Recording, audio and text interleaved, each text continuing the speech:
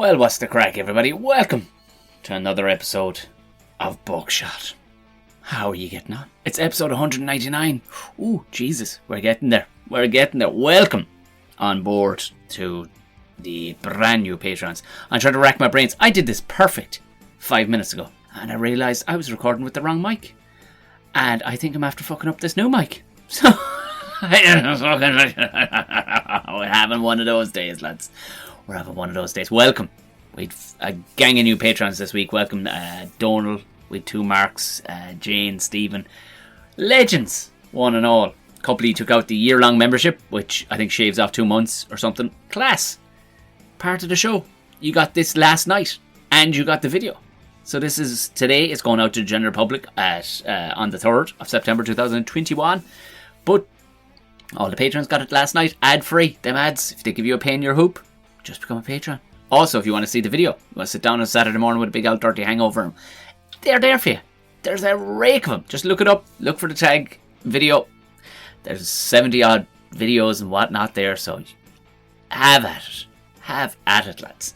Rake of stuff there for the patrons. Also, this Sunday night, we are going to have a live Royal Ramble, which is essentially patrons jump on board a Zoom call with me, and we end up having a couple of drinky winkies. I pick a subject, which I'll put up later on this evening. Pick a subject, and that's where it starts. Or where it ends up, fucking God only knows. Because we ain't, like I said, we ain't recording, because it's way cooler, and it's like a proper pub chat, where it's, you know, it's loosey-goosey. And I love it. I love it. Legends, one and all, everybody who came out to the live show in Galway, I just thanking you again. A couple of people got in contact, an absolute belting of a time. When I tell you something, lads, you're not alone. I had a good old bit of crack myself. As well as, I was in the Hatfield House Comedy Club last night with Mickey Bartlett, Conor Keys and Rory Woods. 'Twas nothing short of fucking glorious. 'Twas absolutely glorious. So thank you to the lovely people that come out to that. We have lovely, lovely audience. And I'm in Limerick 2 times this month. 2 gigs in a month, lads. 3 gigs actually in a month, considering Belfast last night. The good times are back. Slowly, catchy monkey. The fact that there's gigs allowed to happen at all is great. It's a great start. We have a few, and there's more lined up for down the year. So we're nearly, we'll get there. We'll get there. I'm in Dolan's on the 14th, and I'm in UCH with my own comedy club on the 29th. So lads, come one, come all. Don't kill each other to get to the door, but I'm going to have the fucking crack, I can tell you that much. I dragged the arse out of it last night, because 3.5 hours to Belfast and home again. I had the fucking crack. That's where it's at. Join the Patreon, support the show, and get a bunch of fucking cool shit as a result. A lot of Patreons don't do that. They just go, "Here, give us a few pound, will ya?" And that's it. You don't get any benefits at all. Well, there's benefits when you join the Buckshot Patreon. Simple. Simples. Now, that's the crack. Moving on to today's guest for episode 199. You would have heard her on the Tom and Jerry show doing one of her worst gigs ever, where she gave an absolute belter of a story where she made a bollocks of an audition by shouting "fuck off" in the middle of it, in a very Irish way. But it wasn't taken up as well as it should have been, and it was absolutely glorious. And I knew there's too much gas woman here to not have on my show. Bafta award winning, don't you know? Huh? Unbelievably funny actor, as well as a very talented writer. And a successful writer. She has a mortgage, lads. If you're in comedy and you have a mortgage, you're doing very well for yourself, trust me. She writes on Spit and Image. She writes on 8 out of 10 Cats and a bunch of other stuff. She's going to be popping up in the new show Motherland, which is absolutely fucking deadly. Powerful crack. I could have talked to this woman for hours and hours, and no doubt she'll be back on the podcast again at some stage. So, sit back and enjoy the brilliant Brona C Titley.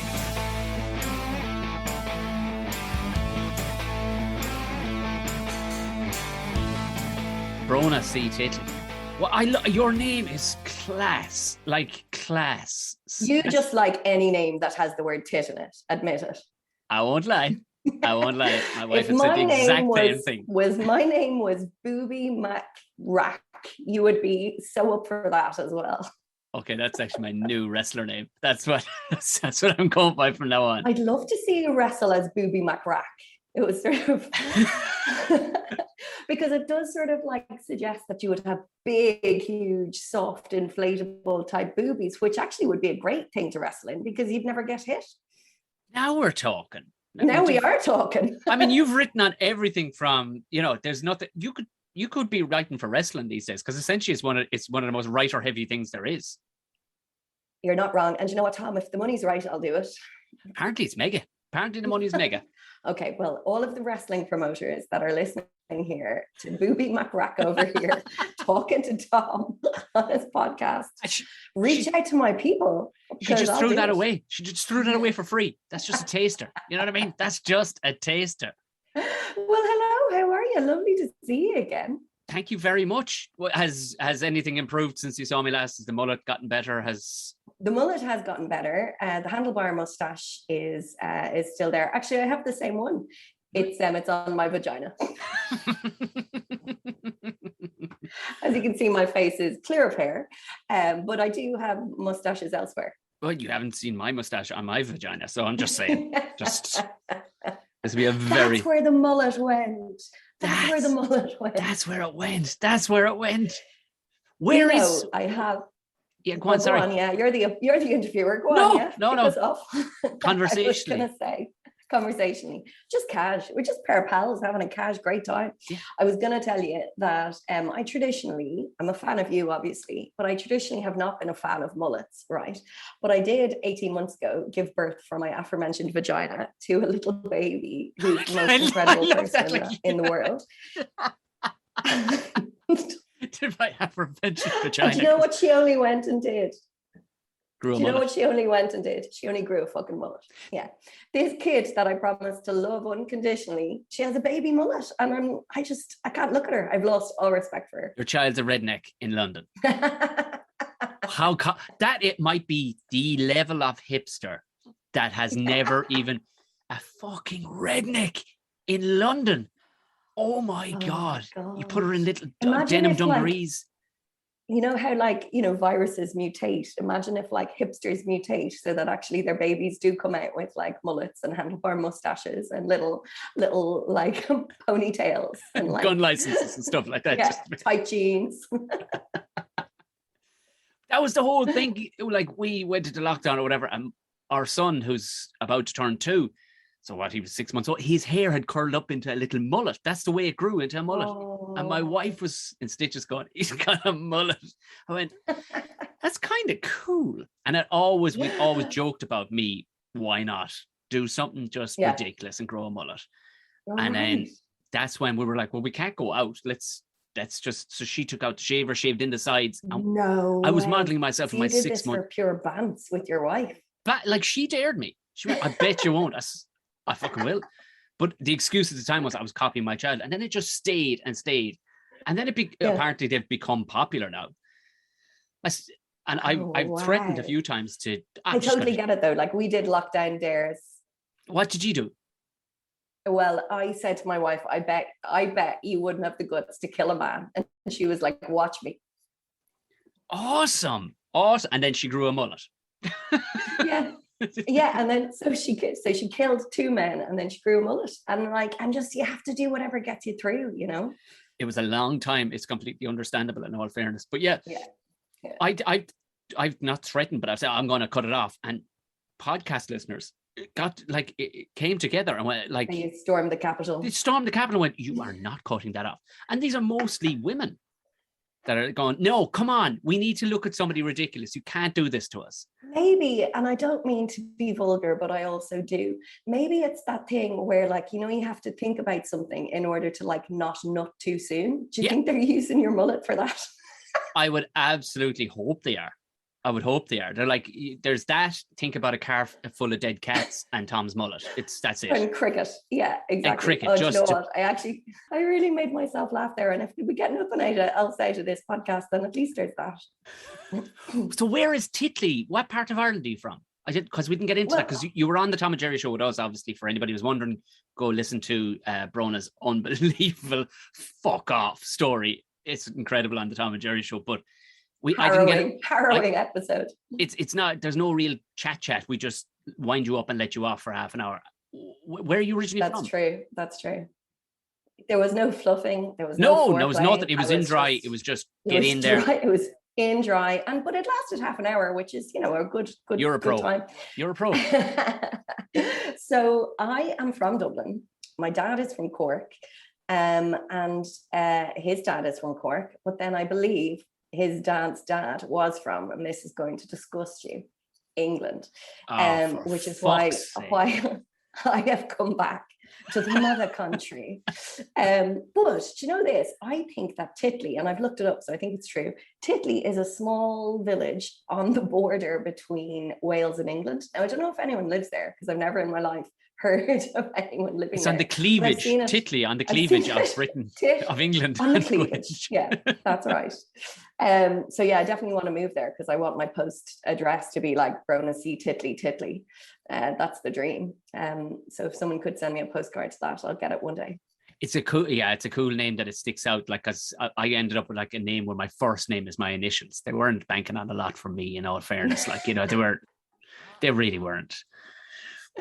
So and you've proven them all wrong, because look at you now in your murder shed, interviewing famous, successful, beautiful people like me. Yeah, there you go. To all our audio listeners, that's absolutely exactly what's happening right now. It's fact, verified fact. She has a mullet on her head, handlebar mustache on her vagina, but somehow she pulls it off. She's hot. What age is your child now? She's 18 months. So what have you discovered? Because I knew nothing about children whatsoever. I didn't grow up with little children around us or anything. What have you discovered? Because I've discovered maybe 4 things, and the rest I haven't a fucking clue. Like, and you were never a child yourself. You were just vomited up, full blown man. Yeah.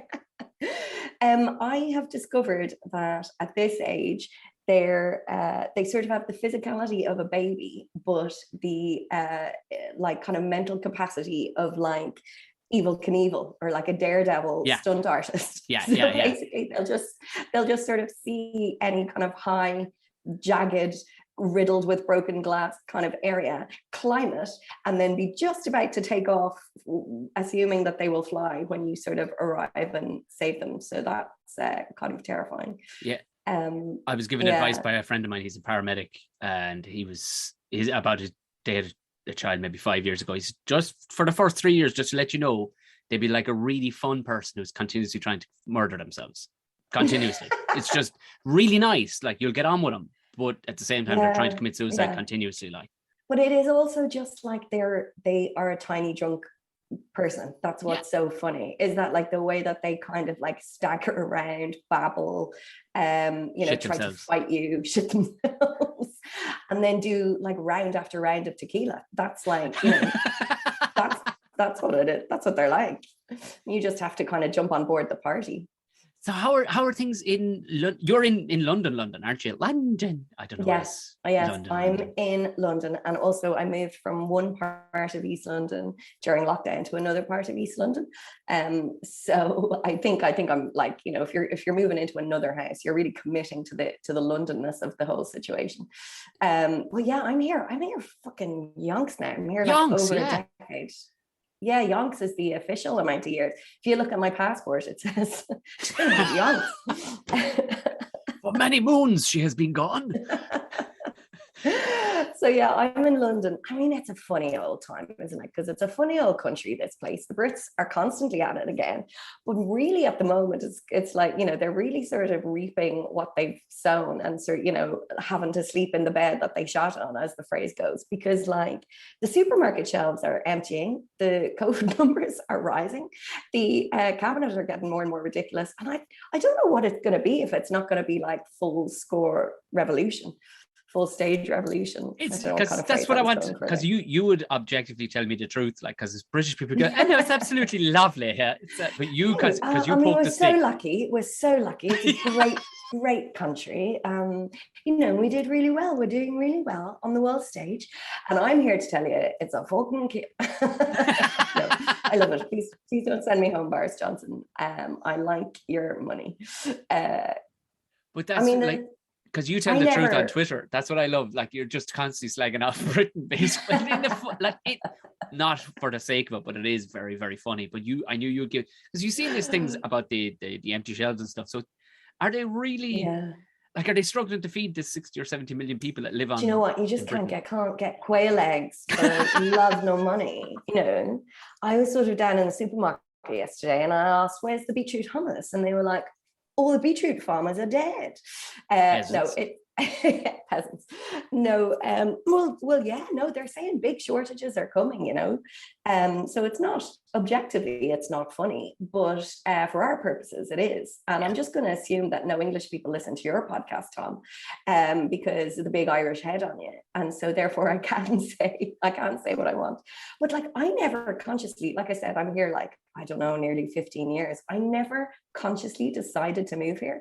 You know, I'm an actress and I really wanted to go to drama school in England because they had decent drama schools, and I had already been in, at the time there was only like kind of 2 institutions in Ireland that trained actors, and I had already been to both of them, so I sort of felt a bit like, I've been there, done that.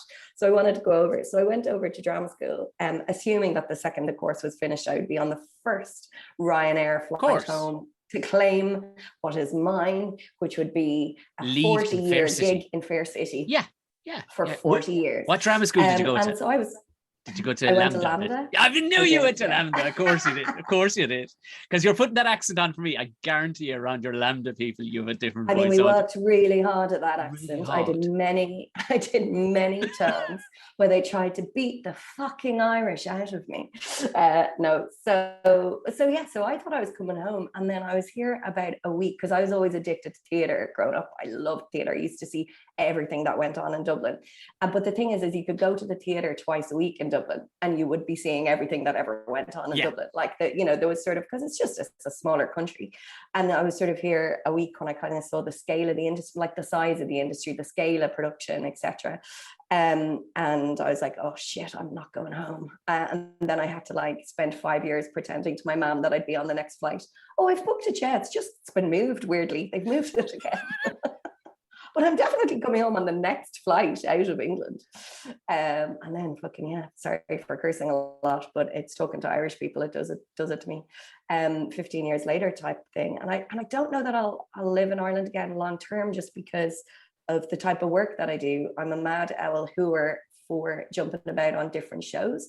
So I loved it because I'm a freelance writer and actor, and I love to be on different things. I love to be in 7 different places across the week. And you know what it's like in Dublin, you know, RTE kind of make 1 to 2 sitcoms a year. And they're both by my good friend Amy Huberman. She's the only one allowed to make sitcoms. Which we call her Green Light Huberman. Actually, it's Green Light Huberman. That's basically great. everything. Every green lights all the way, Amy. We're not even going to read over it. You just go on in. I did help her write her last sitcom, and I thought it was great. So I'm not slagging her off on any level. She is a wonderful queen. She's queen, and we adore her. But nonetheless, there's sort of more variety here. And so I've stayed. I've taken the Queen's shilling for shame. You're right though, in all fairness, like the bit I've done in theatre and stuff like that, I went over the producers. I did a 1-man play in 2019. It was supposed to go again on a bigger scale, but it didn't, as we all know. Nobody. But I went over to meet the producers. It'll happen, Tom. It'll happen for you. Oh, cool. And I went over to meet the producers. We'll get you out of that murder shed one day. Don't worry. No. If we can do it all in the murder shed, please. I've become addicted to it. But it was just to see the scale of, because they owned Menopause Musical as well at the time. Cool. And I went to visit them in this theatre in Brighton, and it was kind of one of them had given me the show, and the other guy, he needed to see me kind of do a couple, maybe 10 minutes of it. Just it was weird. We knew it was happening, thankfully. So, but I met but when you just see the scale of it and how seriously they take theatre in the UK, like they'd sold out 110 nights of this show in theatres of Menopause Musical, because they were at it, they were rehearsing at the time when I walked into the back during the day. And you're going, holy sweet fuck. You have, and he goes 108, possibly 110, maybe go to 120 nights around the country. I thought he was talking about people. You're like, maybe there'll be 120 people in. And you were like, wow, fair play. That's amazing. But it was just phenomenal to see the level. And he had 2 or 3 other plays on the go, and they were all doing just as well. Like, that would never You just couldn't beat that into Irish people. That theatre is. You just don't have the numbers, but also then, like, funnily enough, when I stayed for the theatre, then I started working in TV because then I realized TV you could make more money, and as we've already established, I'm just a greedy little. You love the old money. You love the money. You're like, you could make the switch to politics in 2 seconds. You know enough about it. You're greedy. You're a good writer. I'd be a great cult leader, really, actually, if you think about it. Do that thing where you sort of take people's life savings and then sort of, I could make up great promises about the next land that they were going to after death. Take their money. God, yeah, you would, yeah. It sounded darker than I meant it to, but it's Friday, I've been through it. It's been a long week. So fast, or to rewind and then fast forward. So you managed. So you're there after Lambda. Yeah. Oh, fucking, I'm going to have to say so. This is going well. And look, what theatre productions did you? What was the first out the gate? Where you're like, where made your brain click and go, I'm going to have to stay here. Obviously, you saw the infrastructure in the West End and stuff. You're going, even off the West End, off the West End. You're going, this is never ending. Do you mean here. what did I see or what was I in? Yeah, exactly. Like, what absolutely pulled the trailer, the Irish trailer that was hitched to your wagon, and you went, nah, I'll have to let that go. God, good question. I mean, I think it was just being there. I mean, I had seen Les Mis in the Point Depot when it was thus named, kind of like before I had come over. But then when it was on the West End, forever, you could kind of go see it anytime you liked. And I think that captured my little kind of like 22-year-old imagination. I think I was like, wow, you could go see 3.5 hours of dying, singing poor people anytime you like. This is how you live. Dying poor people singing. Fantastic. And I think I got like a £10 standing ticket for Lion King, the musical, as well, when I was there. And I sort of was up in Ye Gods, like standing at the very back. And I'm only 5'2", so I was just about able to like peek over. A giant for Ireland. A giant. We're all only 3'4". Queen of the Leprechauns, because of her height, Brona C Titley went off to England to watch a production of The Lion King. But anyway, I was watching that. I don't know if you've ever seen it, but they have this incredible opening sequence where like all the animals come in and they're sort of puppets. They're kind of like, they're puppeteers. And I was just like, wow, the innovation. Like, look at how they've done the animals. God, this is something different, isn't it? But I just loved it. So I just stayed because it just felt like there was more. I think I remember reading at the time that there was sort of like 47 theatres on the West End. So I think that was the number that got me when you kind of think what felt like there was about 4 theatres in the city centre at Dublin at the time. Yeah, you can see why your brain would turn to it all right at that stage. But at the same time, though, you still held on to the accent. Has it gotten thick? Did it get thick when you went back home a couple of weeks ago? Oh, thank God you said that, because it's like I try to be a patient person, but it does make me want to punch people if they tell me that I sound English, which is objectively a fair enough thing if I did, because I have been here like 15 years or so, and it's sort of like, of course you'd pick up a few sounds, but it's so intrinsically linked to my identity that it does freak me out if people think, and also because I only get cast as Irish people because of the big Irish face on her. They're like, no, sorry, we just don't believe that pale, round Irish face could be anything other than Irish. So no, could she play another nun? So no, definitely. Like, and I hope I'm going to have to give my little British child elocution lessons. Although, I don't know how she knew that my name was Brona, because my partner calls me B, and she wouldn't hear me called Brona very often. But she woke up a few days ago and she turned to me and she pointed at me in the face and went, Brona. And there was something about like how she forms words as a toddler that just sounded like she was going to stab me on the streets of Dublin. It was so great. So that's actually a very pleasing start. Brona. I love how your child sounded like a junkie. Warm the cockles of your heart. It was like, but an Irish junkie, that's the thing. Sweet. She was just asking me for a bit of heroin, and I just thought it was the cutest thing. Class. What's this like at the moment? You're writing a spitting image at the minute. Yes, I am. That's actually what I was doing before this very phone call, vomiting up more gold as I like to say. So I was one of the core writing team on last series, which was BritBox, reimagining of Spitting Image, the 80s 90s classic, and so it came out on BritBox, the streaming platform, which means that everybody saw it because everybody subscribes to BritBox, right, Tom? Don't you have a subscription to BritBox? Let me just check. Yes, I do. It's there. Did you just look at your arse and that's how you checked? Yeah. That's where I keep all my subscriptions. Where do you keep? Yeah, I keep them in aforementioned badge. Your BritBox. Yeah. Yay! There you go. I will let you call my vagina British because it was a good joke. It was low-hanging fruit at the best, and that is not also they're my favorite. Listen, low-hanging fruit paid my mortgage, so I'm writing on Spitting Image. I've been popping up in a few sitcoms, so I'm in Buffering, which is on at the moment, an ITV sitcom. I had a little part in that, a little part in Motherland, this series, playing an Irish nun, sure, in a Wimple, sure. It was a delight. And then doing kind of bits of other writing. So I have other stuff in development. There are other shows that I write for over here, kind of on and off, various bits and bobs. So I'm kind of supposed to be doing a feature film soon, which is top secret. So I can't tell you anything about it. So I don't know why I brought it up except to sound important. Man, now I want to know about the, okay, I'll steer around you've got a semi, don't you, now for my news? I just got to drive around it until you cough up that info. Let's big you up. Because I now need to, because I want that info out of you. Now I need to just compliment you continuously for the next 20 minutes. Oh, please, yeah, Bafta award winning. BAFTA award winning. I mean, that's a stretch. Well, I mean, you did. I won a BAFTA New Comedy Writing Award as opposed to like a literal BAFTA, but I will allow it. I'll allow you to say it, just like BritBox. It's more BAFTA-ish than anything I have. Christ almighty. Like, was that the announcement on the stage? What can you pinpoint the point where you're like, we're flying it now? Obviously, you're able to cover a mortgage and stuff like that. But at what point, because that was a humble brag I slipped in, wasn't it? Yeah, I know that for anybody in the comedy world who can pay a mortgage, you're flying it. I mean, I didn't say I could pay it. I just said I had one.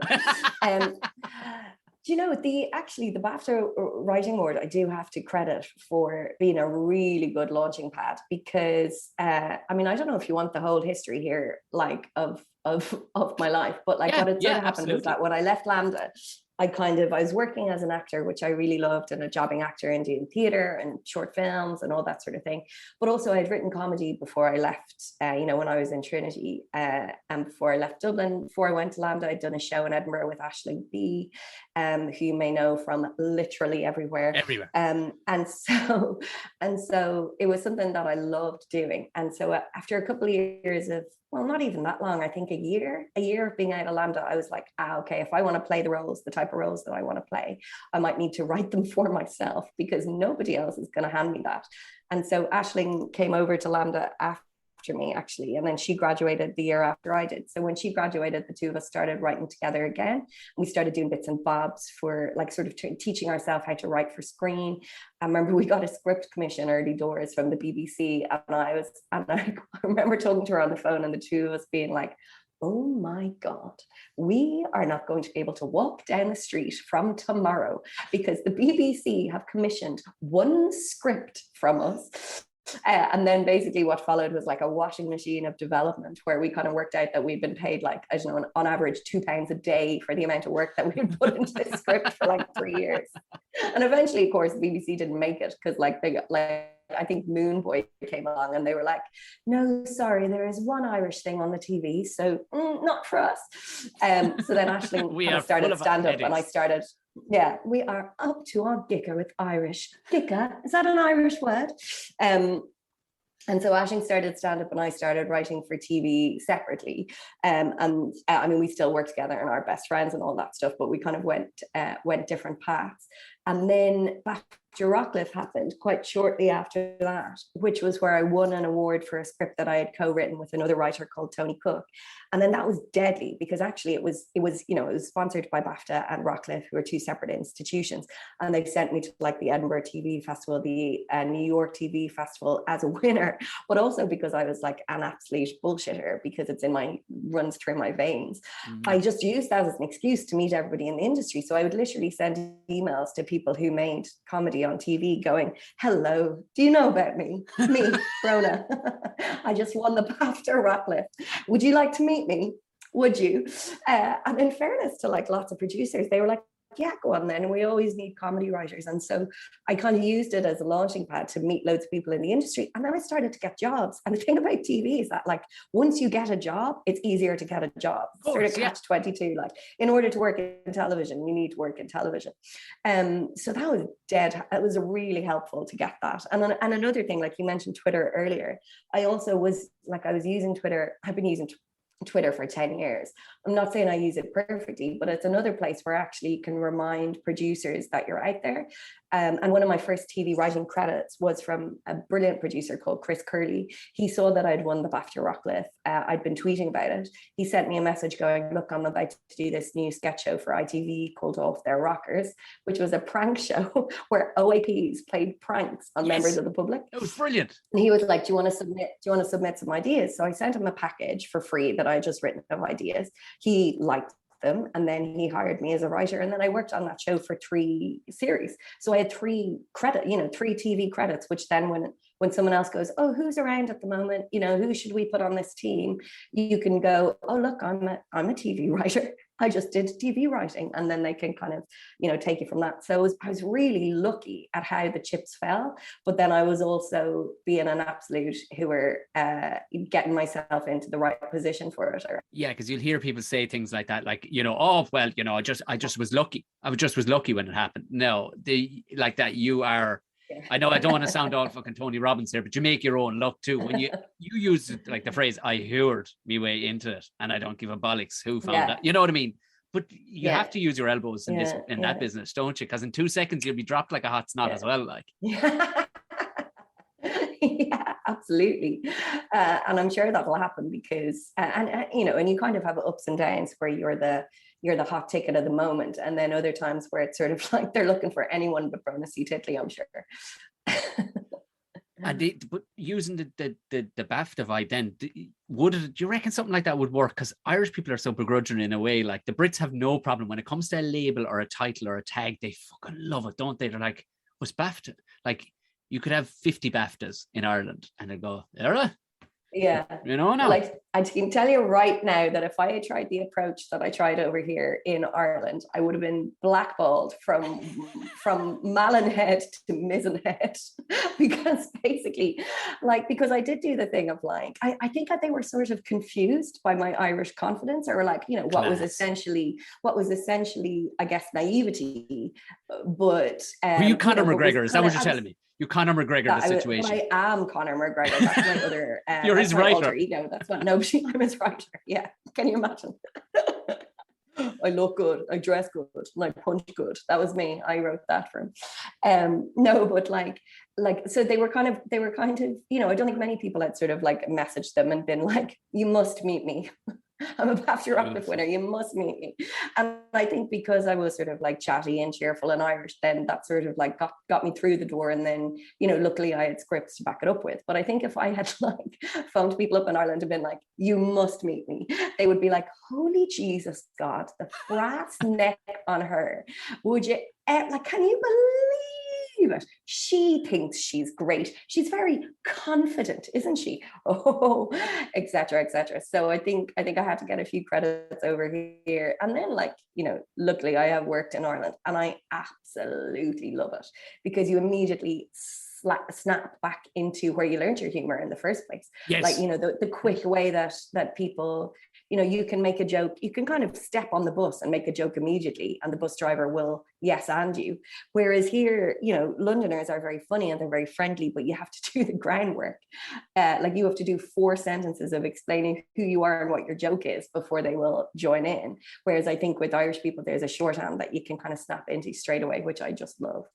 I suppose it's a numbers game too. I'm sure there's probably small places even in the UK where possibly that vibe can be done the same way. But when you've got whatever 6-7 million people in a city, nobody's giving you the time to be. You know, they're not going. Oh fuck's sake, sit down. You know, sit down.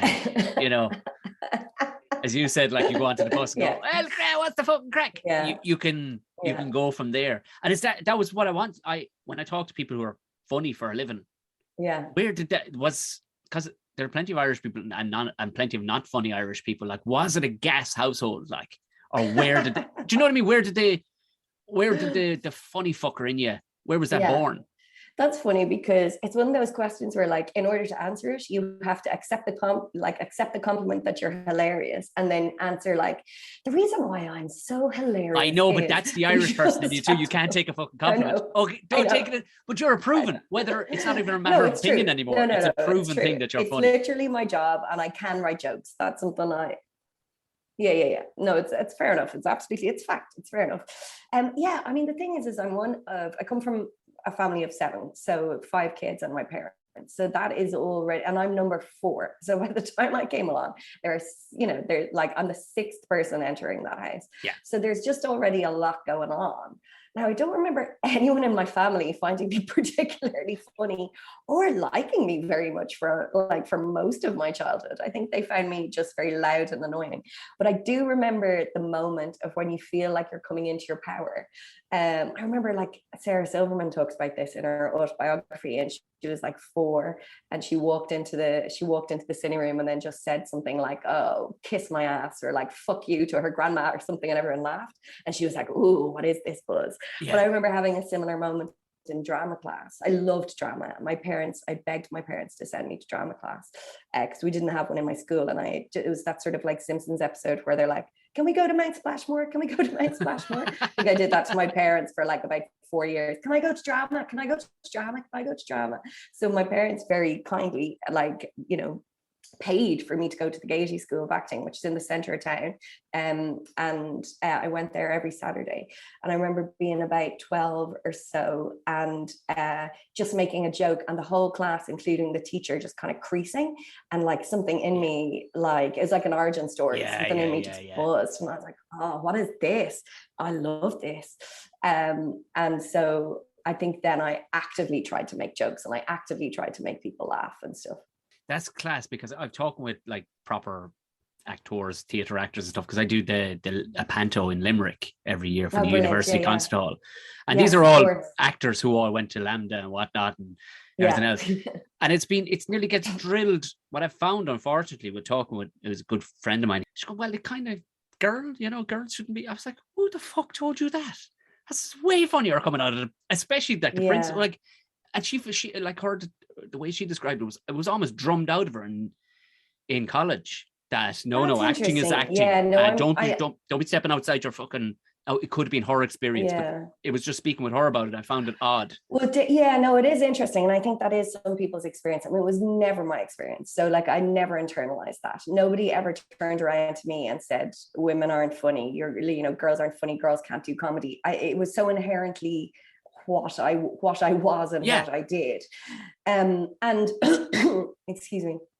I think I think also it's about the time that you're born and like where you come and stuff. And I think like when I entered the industry over here, there weren't a huge amount of us, but there was enough of us that I wasn't like the first woman comedy writer I'd ever met, sort of thing. Now, very often, especially for the first 5 years of my career, I was the only woman in the room, and that always comes with its own kind of pitfalls, because basically, whether or not they want to, then if there's 5 guys and you, there'll always be a vibe of, what would the woman say here, Brona?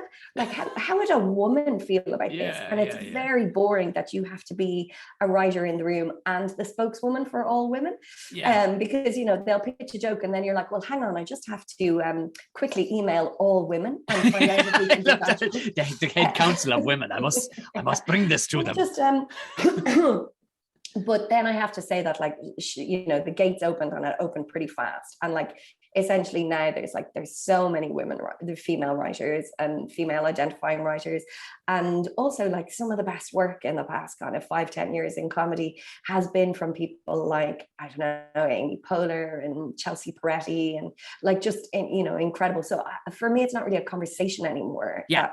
Like, it's sort of like, it belongs to a different time, I think. And I think that's privilege speaking. And also that's, you know, lots of things speaking, but it's sort of, as I say, it wasn't my experience. And I know that means I'm luckier than, say, the funny women, the generation before me and before that.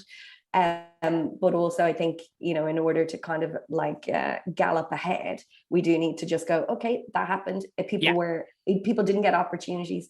They were kind of excluded from the industry. We need to redress that. But now we also just need to kind of let go of the prejudice and the stuff that you're talking about, which is like it being drilled into you that like you're supposed to be pretty and not funny. Yeah. Well, and in order to prove that, I just gave a very serious, not funny answer. I liked it. No, I like the irony of that. You gave it like. Listen to my extremely serious lecture about how women are funny. Okay. I actually wrote my dissertation on women in comedy and how we can do it too. Okay. And now I have to admit that I said that in a funny voice, but actually I did write my dissertation on women in comedy. Did you?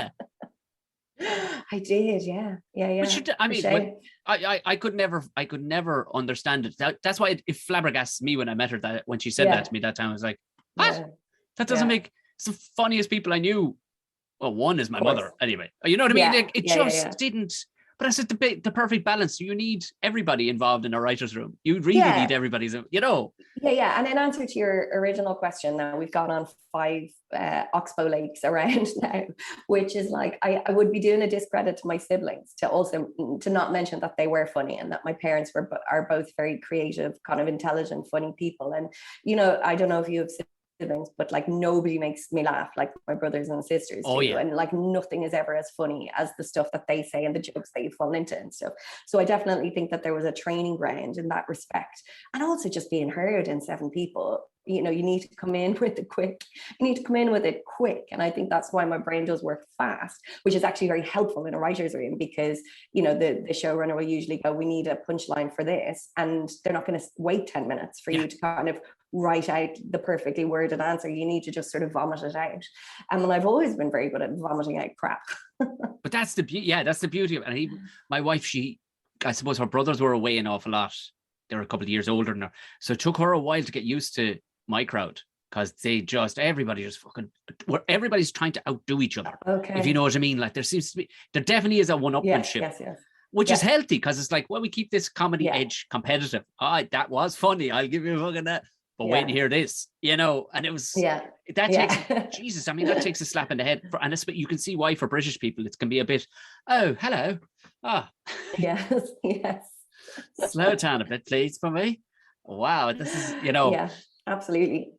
And what will you do if your child ends up with an English accent? It's something, because my wife is more concerned about our child now having a Culture accent. But it's going to happen, because she'll run away and take the children to Dublin in the night.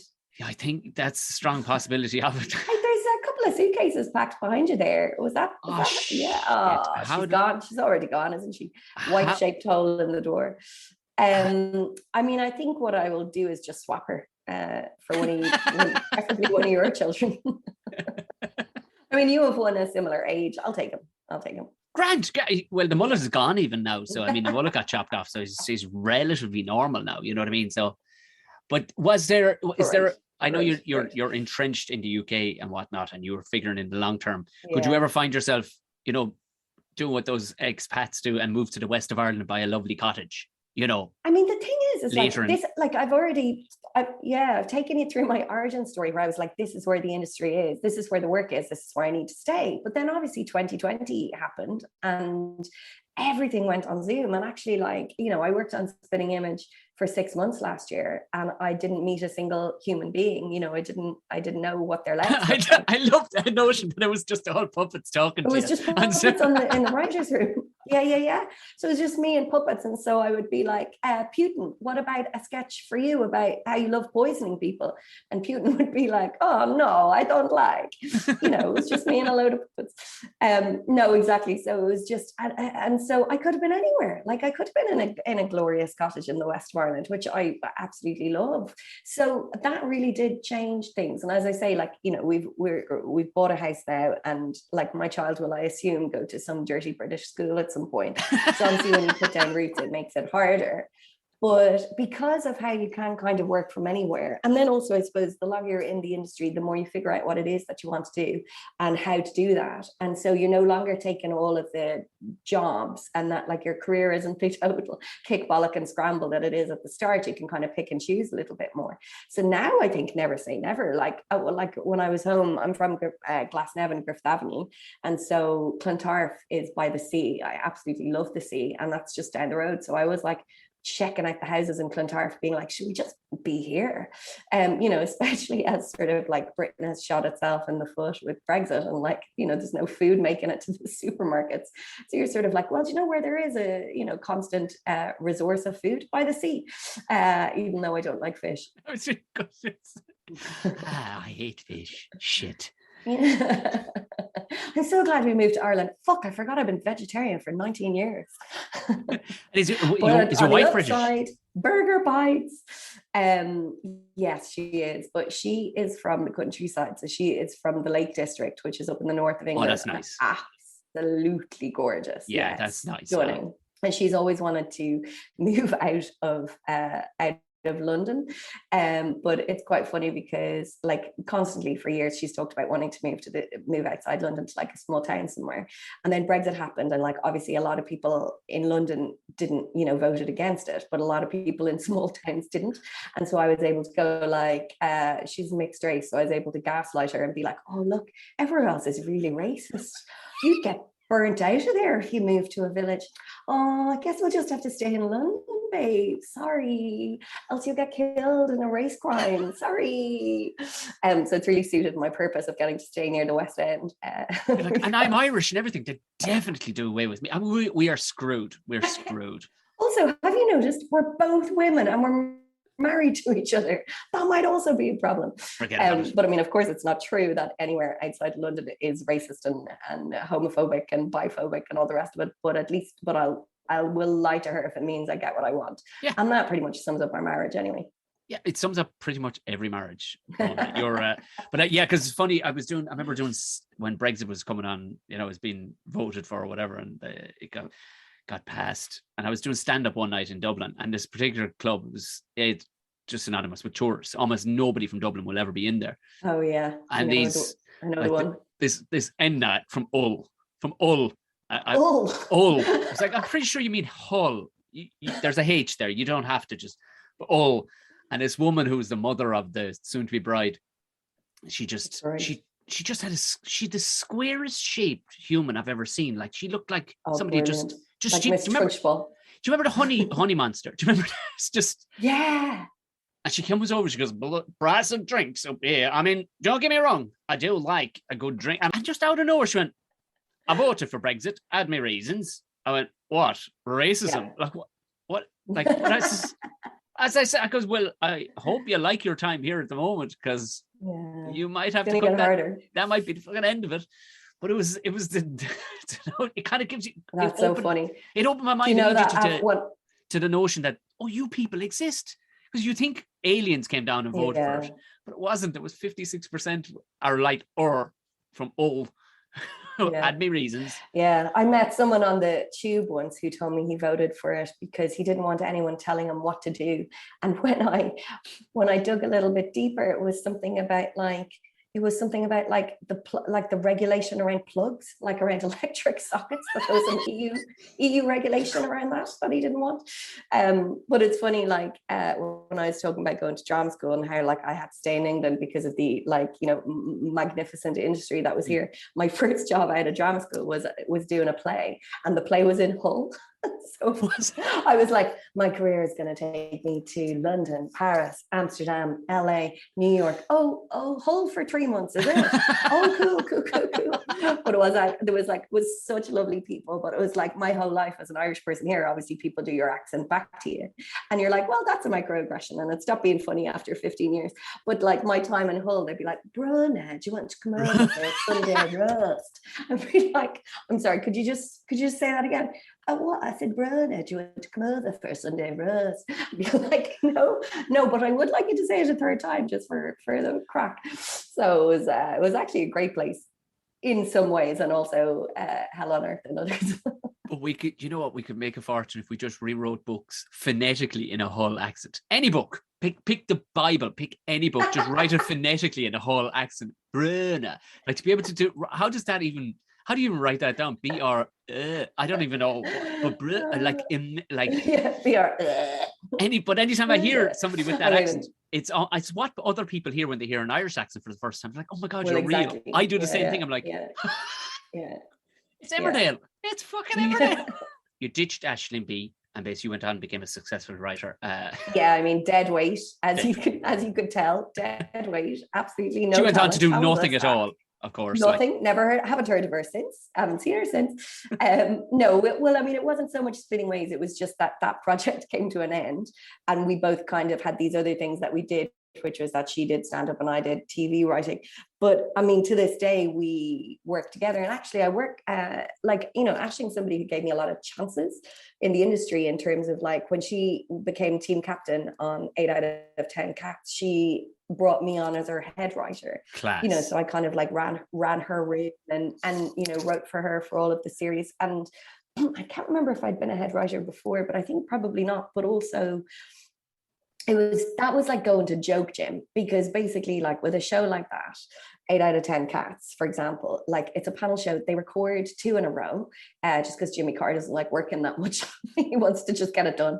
So, you know, it's a 40-minute TV hour. They record for 2.5 hours, and then they take a break, and then they do another one for 2.5 hours. So you have a 5 hours of chat. So people are always surprised that there are writers, but like, of course there are. If you just sit there for 5 hours and talk about subjects as disparate as like Brexit, Trump, and the fact that they've just changed the shape of Toblerones, you know.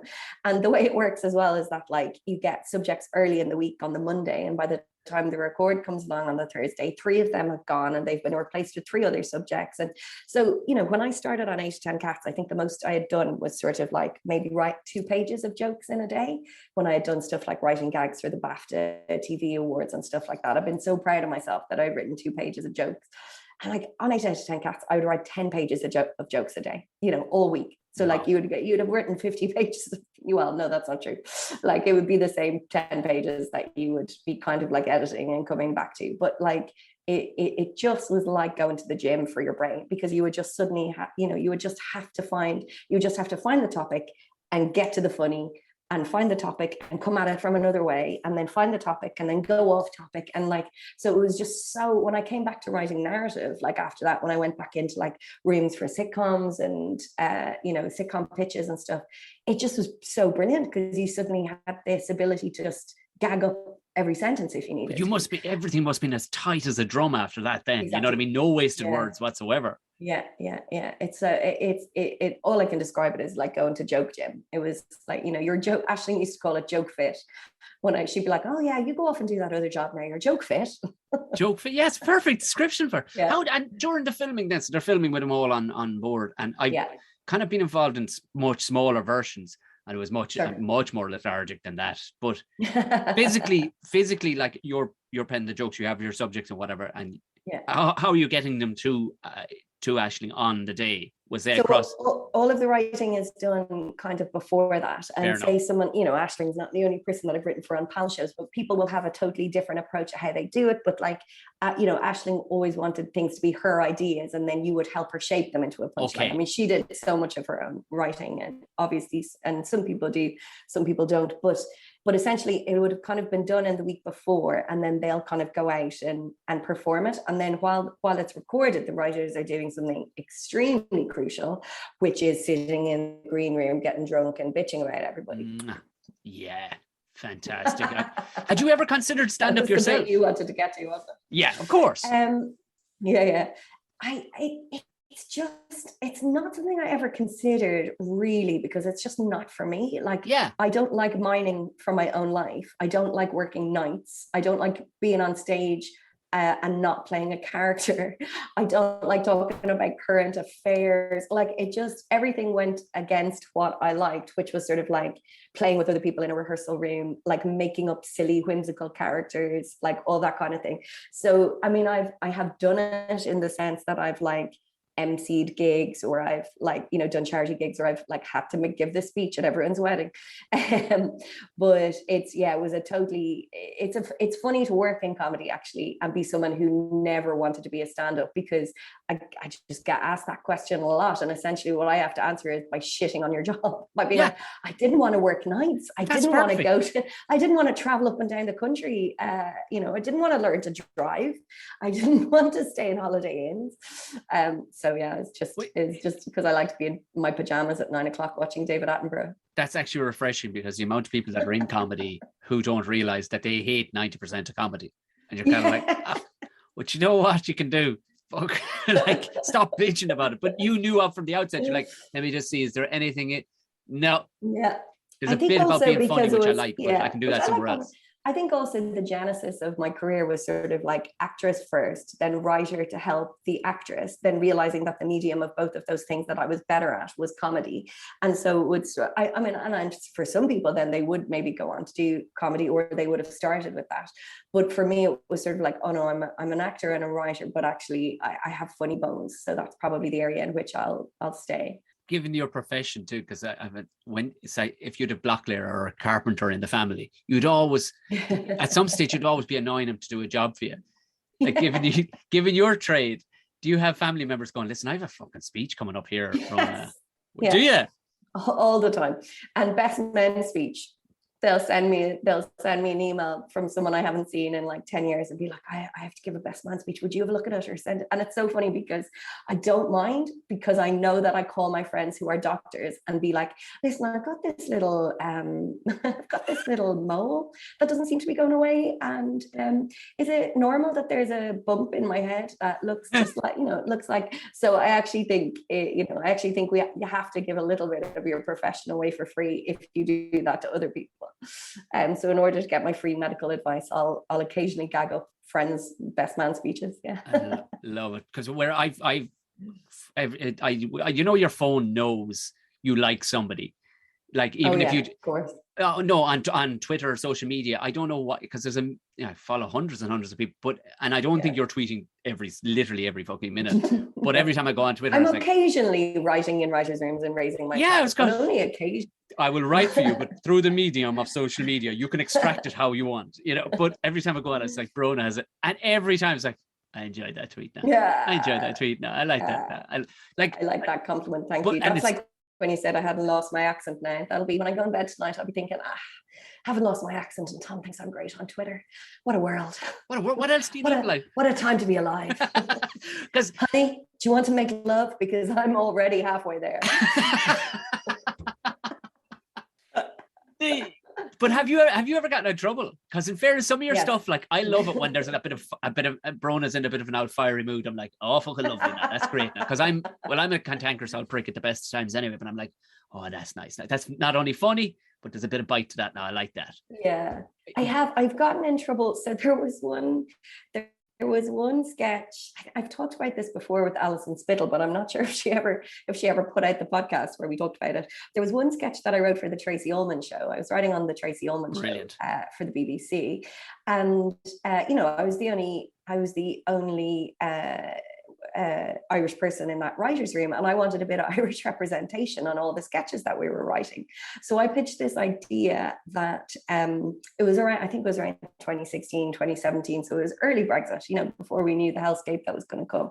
So I pitched this idea about kind of all the Remainers who were trying to get Irish passports, and kind of taking the piss out of them. And because Tracy is Tracy and she's an incredible impressionist, she wanted to do it as she was the Irish person And so we came up with this idea of like the sketch was like Paddy passports, where like Remainers were coming over and paying and like, you know, saying their ancestors were fucking Dublin's fair city woman, what she called Molly Malone. Oh yeah, I can't even remember what the sketch was. But anyway, so it went out on the BBC and it went out online, and everyone in Ireland came for it. Like they were like, what, do the Brits think that we're trying to profit off Brexit? Like, do the Brits think we're like, oh, and the accents in this sketch are terrible. I was in the sketch with my with an accent that, you know, was born and bred in Glasnevin. And so that was something where it was a bit like, lads, you think that because Ireland's in the sketch, we're taking the piss out of Ireland. We're taking the piss out of Remainers, and we're doing it through the medium of, like, you know, Ireland. And so so I got into a few fights online about that, all right. But that wasn't particularly serious. There was another time, it was so funny, Tom. You can look this up because it really made me laugh. There was another time I got hired on an ITV show. I'd been on loads of shows. Basically what happened was the head of ITV and a few of us in comedy were at a conference where the head of ITV comedy announced that she was going to change contracts so that all group written shows at ITV had to include at least one woman in order to like make people, like, in order to like help more people get their first TV credit. It was not saying if you write Peep Show, you know, if you're pitching like a, you know, a show, then you absolutely has to be written by a woman. It was just sort of like group written stuff. It was just like a good step forward. Anyway, I was on the same panel where she announced this. We didn't know that there was a BBC journalist in the audience. And then the next day I woke up to like messages from friends and like Google alerts, and it was like articles in like The Guardian, the LA Times, like the Daily Mail, and it was all saying ITV bans male comedy writers, and there was a giant photo of my face. I was literally used as the poster girl for keeping men out of comedy.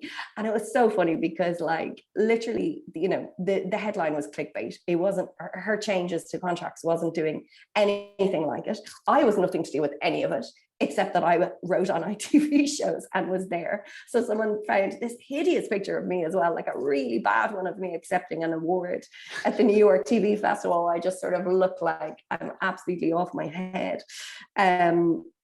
And then so that was sort of like a national, it was sort of like a little media storm, and I haven't done anything. So there's been a few things like that where you're sort of attached to a show, and then that kind of it's something will kick off. But like, you know, for the most part, it's fine. I could only imagine, though, for the pure warped brain on the likes of you and me, that you'd lean into that for a few days for the crack, just for the crack. Go, yeah, fuck men, yeah. You know, well, I mean, I would, funny because I wrote. Is exactly it. I wrote a kind of like Guardian response article about it all, which is exactly where I did that. I was like, yeah, you know, I can't wait to keep all men out of comedy. Can't wait to write my sitcom called Gal Qaeda. Yeah, dude. I mean, I think the Galaban. Yeah, I met a man who could make a joke once, but I haven't met one since. Yeah, exactly. That's exactly, you got to lead in. The Galaban. Oh my god. I think the Galaban isn't bad. Like there's a lot in that. I'm just again, if you we're just throwing stuff away for free here, people. Throwing stuff away here for free. Listen. There are no bad ideas. There are only terrible ideas. And for anybody who's wondering, is all of Brona's tweets as highbrow and as intense as that? Her best tweet that I still to this day, I'd give it an odd look just to go, is your pinned tweet at the top, and it's a picture of The Rock basically full to his fucking neck with 18-year-old fucking testosterone and sitting there full of muscles. Run around all those muscles, and he could still be beaten by paper. Walk away, drop the mic. Beautiful. Fucking one of those, not a wasted morsel in that, just not a waste. I love it. Thank you. Do you know The Rock responded? He did not. Oh my God, he did. He absolutely did. Yeah. I wrote that tweet, like, you know, like with Twitter, you're like, that's funny. I've just thought of something funny. Sure, I'll tweet it. Yeah. And then other times, like, you feel a bit like, oh God, you know what? I probably haven't tweeted in ages. I should think of something. Right, here's a joke about rock, paper, scissors. I look forward to getting 7 likes. There was a real one of those that morning and I sent it off. And then I had gone out for a walk with a friend and hadn't looked at my phone. And it was like, I just got like a text from my hairdresser going, I can't believe The Rock just tweeted you. And I was like, what? So I went back on Twitter and people had liked the tweet and stuff. And then The Rock had responded. And I think it was something like, he was like, Brona, it says in like section blah, blah, blah of the rock, paper, scissors memorando that in order for paper to beat rock, it has to cover all of the rock.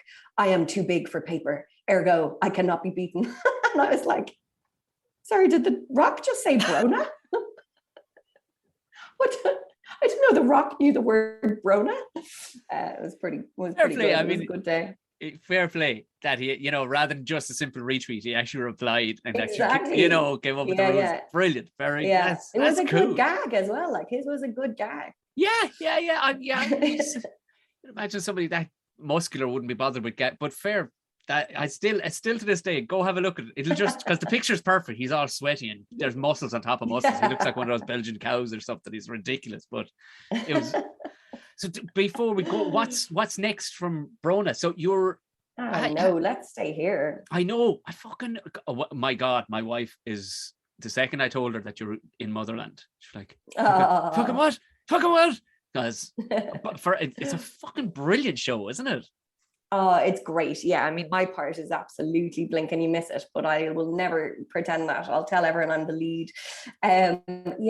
What's next? Well, I mean, follow me on Twitter at Brona C Titley. It'd be lovely to see all of Tom's stalker fans on there.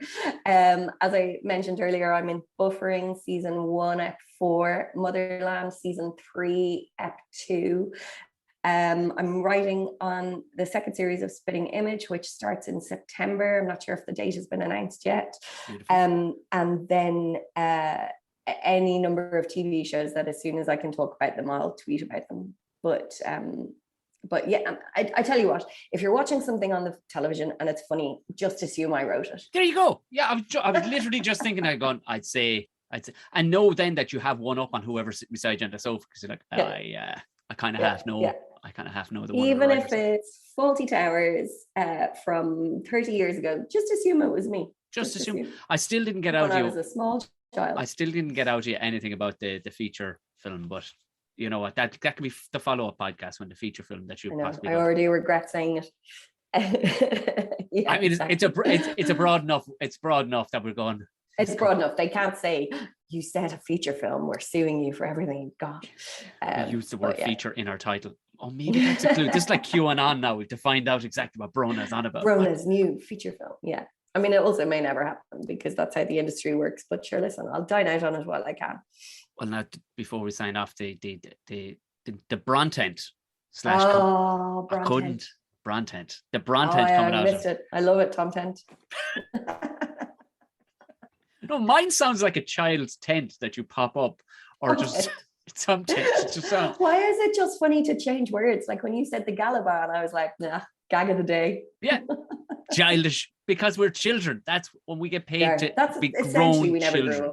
That's all we're getting paid to do is be grown. Maybe that's more what the question should have been like. What was the event in your childhood that meant you had arrested development where you never grew up? I am Peter and Peter a Pan, whatever the female version of Peter is. Nobody can discover. I've been asking people for the last few weeks. Nobody can tell me what the male version of a Karen is. Is it a Kevin? Is it though?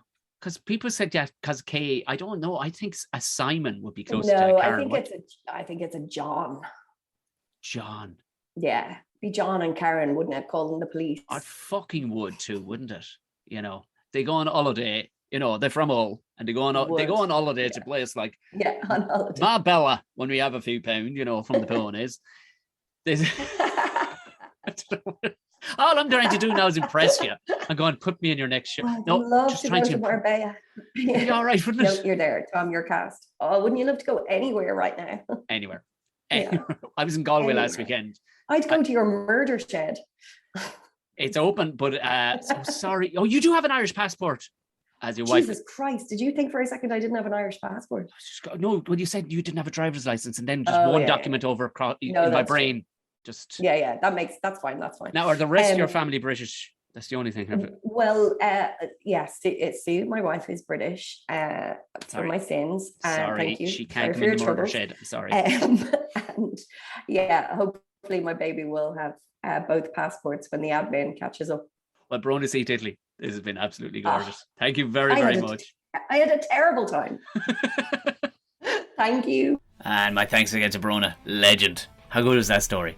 You'll consider about moustaches after this, won't you? Like I said, I'll be in Dolan's on the 14th and UCH on the 29th. I'm sure there'll be more coming. That'll be announced during the week. I'll have a ramble pod for the patrons out during the week. There'll be another Tom and Jerry show out on Monday. And we have episode 200 coming out, where the video of the show will be up for the patrons as well over that. So you know the crack. Have a look in the show notes if you want to become a patron. Do join the crack, lads. Listen, I'm going to hit the road. By that I mean, I'm gasping for a cup of tea. Go on away, enjoy the rest of the weekend. I'll talk to you again next week. Good luck and thanks.